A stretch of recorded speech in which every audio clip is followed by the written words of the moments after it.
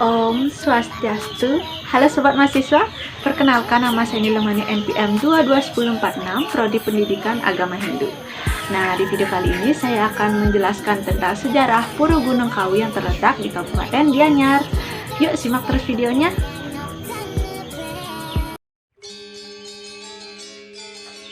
Situs bersejarah bernama Candi Tebing Gunung Kawi ini termasuk dalam wilayah Banjar Penake, Desa Tapak Siring, Kecamatan Tapak Siring, Kabupaten Gianyar. Candi Tebing Gunung Kawi ini diperkirakan telah dibangun sejak pertengahan abad ke-11 Masehi pada masa dinasti Udayana atau Warmadewa.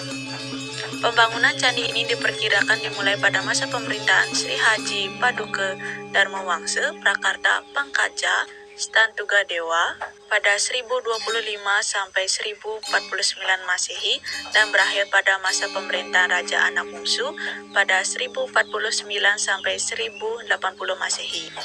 Dalam prasasti Tengkulak yang berangka tahun 1023 Masehi, terdapat keterangan di tepi sungai Pakerisan terdapat sebuah kompleks pertapaan atau katiangan bernama Amarawati. Para arkeolog berpendapat Amarawati mengacu pada kawasan tempat Candi Tebing Gunung Kawi ini berada. Secara tata letak, keseluruhan candi tersebar dalam 3 titik. 5 di antaranya berada di sisi timur sungai Tukat Pakerisan, sementara sisanya tersebar di 2 titik di sisi barat sungai.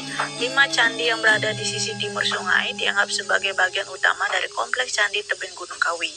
Di sebelah utara dari sisi barat sungai Tukat Pakerisan, terdapat 4 candi yang berderet dari utara hingga ke selatan dan menghadap ke arah sungai. Sedangkan 1 candi lainnya berada di sisi selatan, kurang lebih berjarak 200 meter dari tempat keempat candi tadi.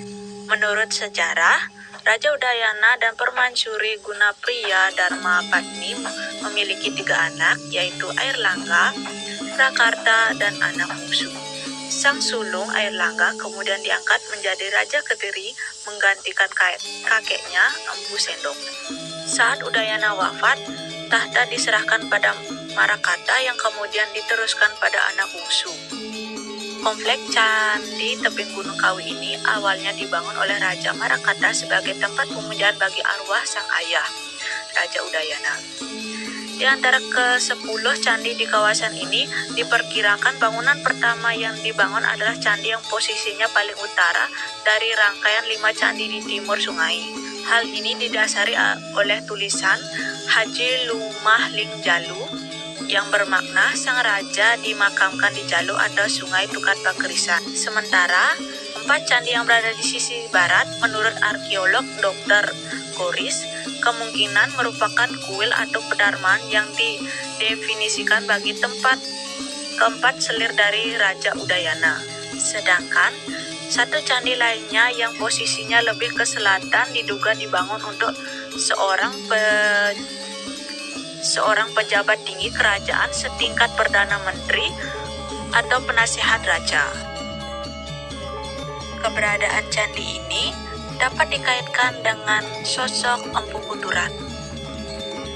Empu Kuturan adalah utusan Raja Airlangga untuk adiknya, yaitu Raja Anak Bungsu. Di kemudian hari, Empu Kuturan diangkat menjadi penasihat utama raja dan memiliki peran penting dalam pemerintahan kerajaan terdahulu. Keseluruhan kompleks candi ini difungsikan sebagai pura sarana peribadahan keluarga kerajaan oleh Raja Anak Bungsu. Yang menarik, di sekitar candi Hindu ini terdapat sejumlah ceruk yang didefinisikan oleh para arkeologi sebagai tempat meditasi umat Buddha atau wihara. Ceruk ini dipahat pada dinding tebing sama seperti candi-candi Hindu di sekitarnya. Keberadaan kompleks candi Hindu yang berdampingan dengan pertapaan Buddha ini menunjukkan kerajaan terdahulu ketika itu telah menerapkan toleransi dan harmoni dalam kehidupan beragama. Nah, sekian video dari saya. Jika ada kekeliruan dalam video ini, saya mohon maaf yang sebesar-besarnya. Saya tutup dengan para Santi. Om Santi Santi Santi Om. Bye.